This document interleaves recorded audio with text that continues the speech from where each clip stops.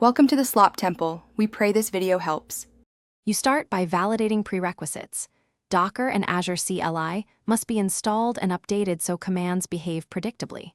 Once done, log into Azure and set the correct subscription to avoid deploying into the wrong account. Then create an Azure Container Registry instance with a clear name and SKU. This provides a private registry namespace for your images. Make sure resource group naming and location match other resources, because consistency simplifies networking and permissions later. Now you build and prepare the image for transfer.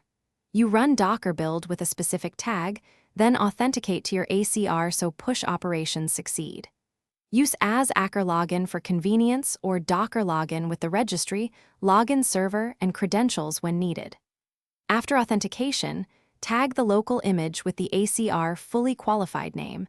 This tells Docker where to push. Make sure the tag versioning is consistent with your release process, so you can roll back or reference images reliably. Finally, push the tagged image to ACR and verify the repository contains the new manifest. Once pushed, deploy the image to your chosen runtime, Azure Container Instances for simple cases, AKS for orchestration, or Web App for containers for PAS, by referencing the ACR image path. If something fails, first inspect container logs and ACR manifests. Then validate that the service principal or managed identity has a CAPL permission. Fixing a 401 or 403 usually.